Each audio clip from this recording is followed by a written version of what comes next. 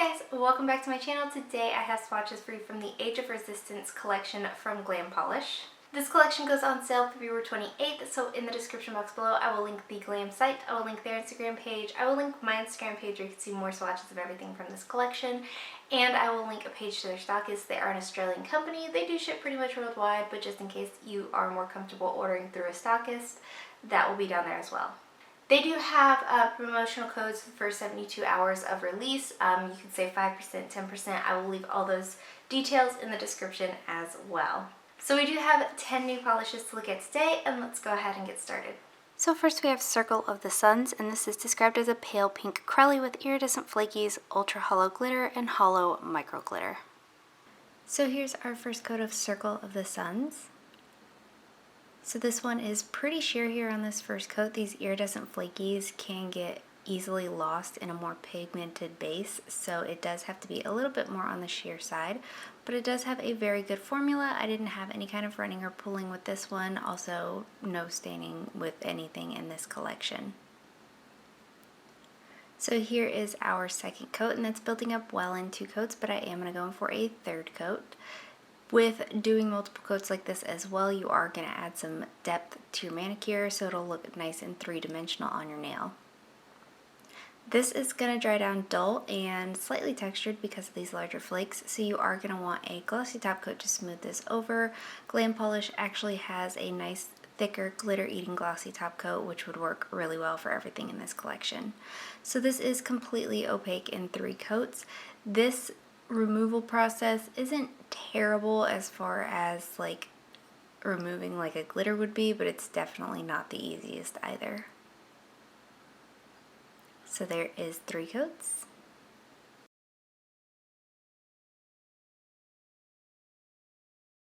Up next we have Song of Thra, and this is described as a mauve crelly with iridescent flakies and ultra hollow glitter.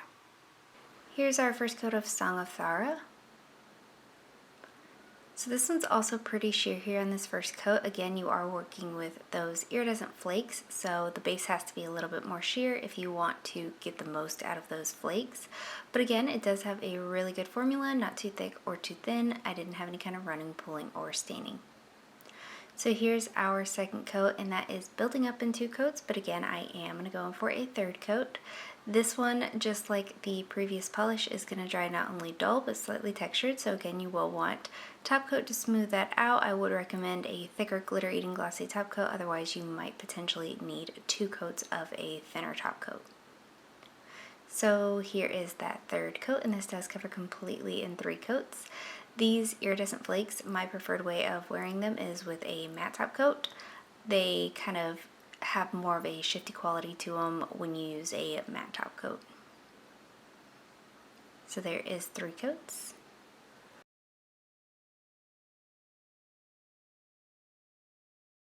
Next up we have Fires of Rebellion, and this is described as a forest green with an aurora shimmer and ultra hollow glitter. Here's our first coat of Fires of Rebellion.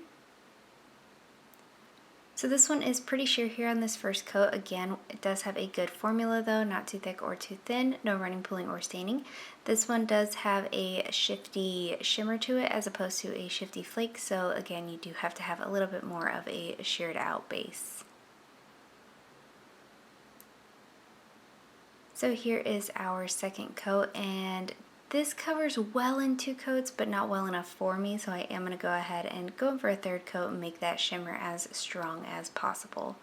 This is going to dry down dull, so you'll definitely want top coat for that reason, but you don't need anything thick, you don't need a glitter-eating top coat, just a normal top coat will suffice. So here is our third coat, and that does bring this fully opaque for me. This is going to dry with the slightest bit of texture because of the hollow glitter that's in here, and removal is going to take a little bit of scrubbing.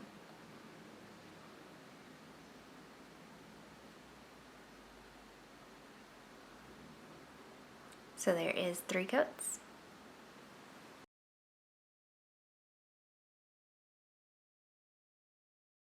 Up next we have Dreamfest, and this is described as a light lavender hollow with aurora shimmer and ultra hollow glitter. Here's our first coat of Dreamfest. So this is pretty sheer here on this first coat. Again, we have that shifty kind of shimmer to this, plus it's a lighter base. Not to be unexpected that it would have a more sheer formula, but again, it's very smooth and easy to work with. I don't think I've ever had a glam polish that didn't have a nice formula to work with. So here is our second coat, and that's building up well in 2 coats. If you're not super picky, you might be able to get away with 2. I am going to go ahead and go in for a third coat.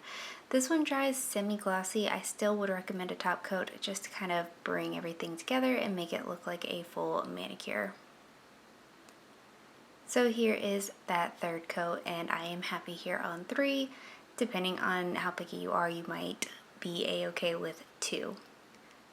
This is going to take a little bit of scrubbing to remove, but it's not super difficult.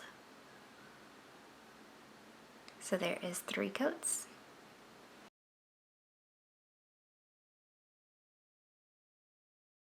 Next up we have the Crystal of Truth, and this is described as an indigo crelly with iridescent flakies and ultra hollow glitter.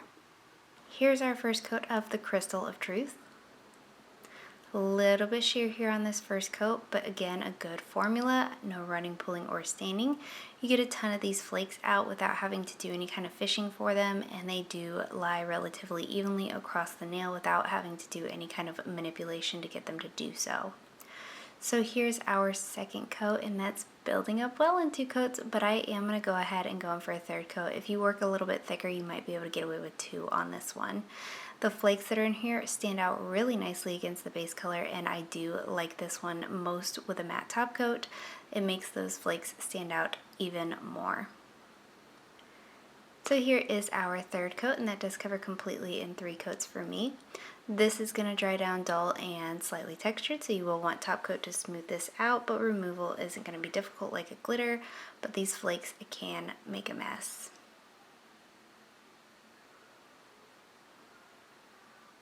So there is 3 coats.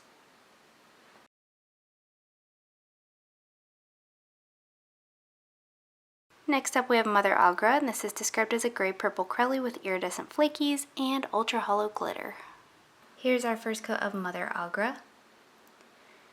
And of the polishes that we've looked at so far, this one does cover the best. It's still pretty sheer, so I am going to build it up with a second coat. The flakes that are in here stand out really, really nicely. It does have a smooth formula, not too thick or too thin, no running, pulling, or staining, minimal manipulation to spread out those flakes, all the good things that you like to hear. So here is our second coat, and that is pretty much opaque in 2 coats. I did stop at 2. Depending on your application, you might want to go in for a third. This is going to dry dull and slightly textured, so you will want top coat to smooth that out. Again, I would recommend a matte top coat on this one, and removal is not going to be difficult because this is all flakes. So there is 2 coats.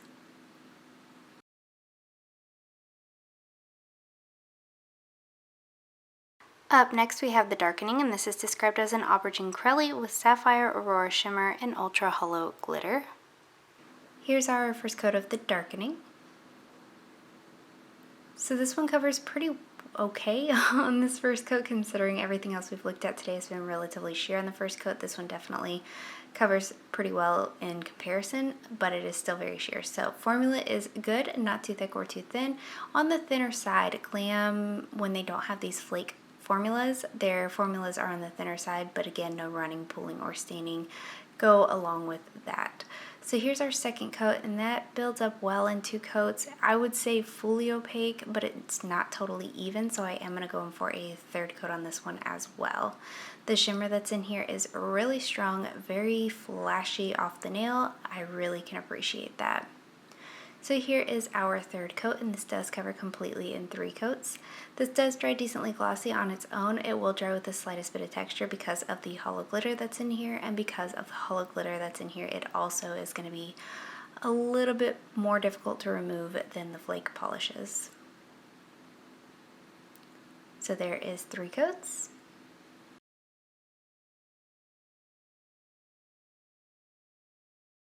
Up next we have Lords of the Crystal, and this is described as a dark purple crelly with shifting multichrome flakies and ultra hollow glitter.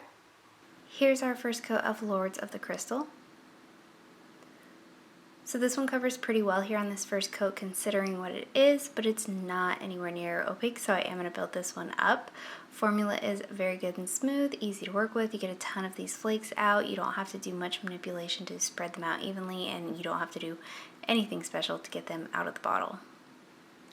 So here's our second coat, and that builds up really well on 2 coats, but I do want to make the most out of my flaky manicures, so I am going to go in for 3. If you go in a little bit thicker, and if you're not super picky, you might be able to get away with 2, but I still would recommend 3 to add that depth. This is going to dry on the dull side, so you will want top coat for that reason. Again, with these kind of shifty flakes, I would recommend a matte top coat. Just try it, it's gorgeous.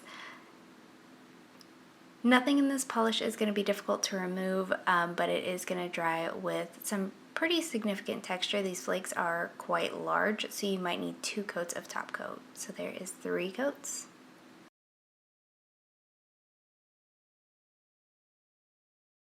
Up next we have Age of Resistance, and this is described as a gray curly with iridescent flakies and ultra hollow glitter. Here's our first coat of Age of Resistance. This one is very sheer here on this first coat. However, that being said, this is a polish that I would love to wear just on 1 coat on its own. I don't think this is something that has to be built up. I think it looks really nice as just a wash of color kind of manicure, but I am going to show you what 3 coats looks like today.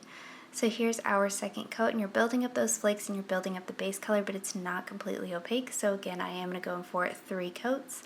The flakes that are in here stand out really nicely. They're very shifty, very apparent. If you want them to be even more apparent and more stand out-ish from the base color, I would recommend a matte top coat.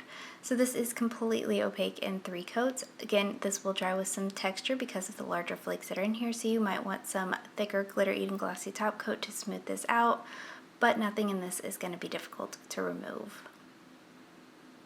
So there is 3 coats.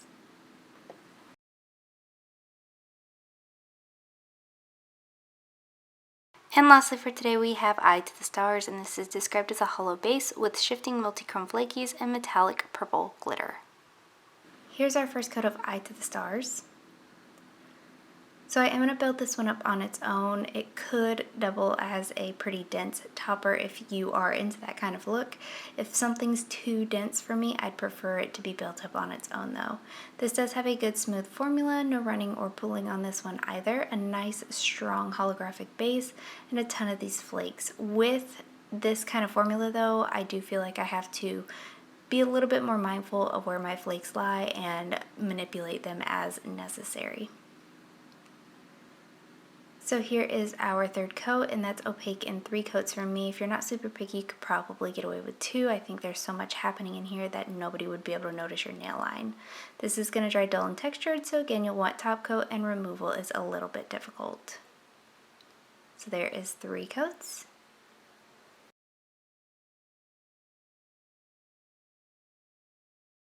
So I had 3 standouts in the collection this time. The first one being Age of Resistance. I'm all about a gray polish right now. Like, I can't kick it.